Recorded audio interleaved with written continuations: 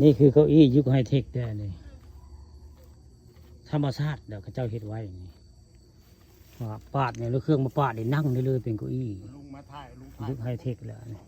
ถ่าย ทันสมัยนั่นก็เป็นเก้าอี้ได้เบิ่งแล้วเขาเจ้าเฮ็ดไว้ได้ นี่ก็คือเป็นอุทยานผาเด่นแล้วนี่ทิวทัศน์สวยงามในอุทยานผาเด่นมื้อนี้ตอนบ่ายมื้อนี้ผู้ข้าพามาเบิ่งอุทยานผาเด่นแล้วนี่อันนี้จะมีคนพายเรือได้ทั้งหนองน้ำกันเลยพวกข้างคนก็มีคนพายเรือได้นี่อุทยานผาเด่นแล้วนี่ตอน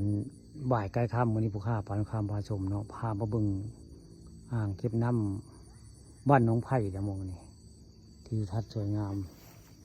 แล้วก็มีเก้าอี้นั่งได้พระเจ้าเฮ็ดไว้นี่ใครยังมาถ่ายกัน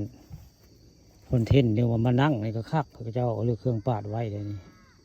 เป็นแบบนี้ได้เก้าอี้นั่งนี่นี่ก็คือเป็นหม่องป่าไม้เพิ่นมาดูแลได้อุทยานที่ว่าอุทยานบ้านหนองไผ่ละมองนี่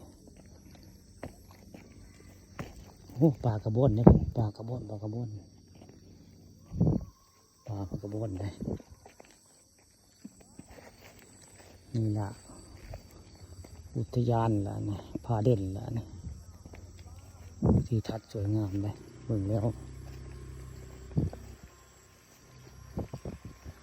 ตอนเล่นก็สิทำมันนี่ผู้ข่า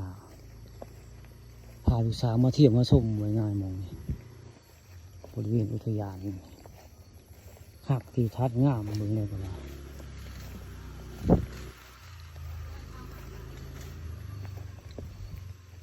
ตอนนี้ถ่ายตอนมือนะกำลังสิย่างมือเลยลูกสาวมานำได้บ่นี่เพิ่นมานำเลยมาพากันมาเที่ยวไปง่ายลูกสาวมาเที่ยวลูกค้าปานคำเอาลูกสาวมานำมานี่มาเที่ยวมาชมได้ลูกสาวมาเป็นตากล้องให้มือนี่ง่าย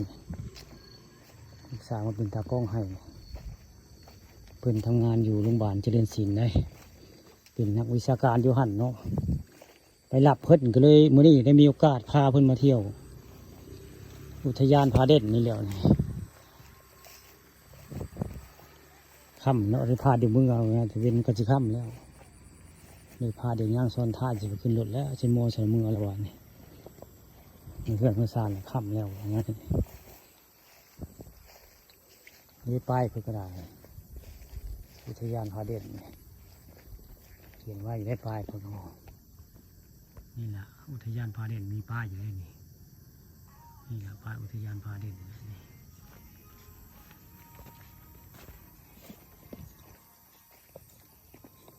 มีกระพายอ้อมได้อ้อมหมดได้คำเพลงอ้อมหมดได้นี่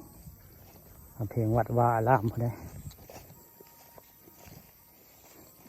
มีกำแพงอ้อมวัดได้กำแพงนี่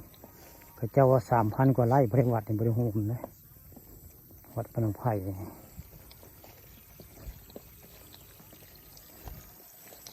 ดูมงคลพนังถ่าได้บ่พนังถ่าลดแล้วพระจักมือแล้วไว้ไงนี่แหละอุทยาน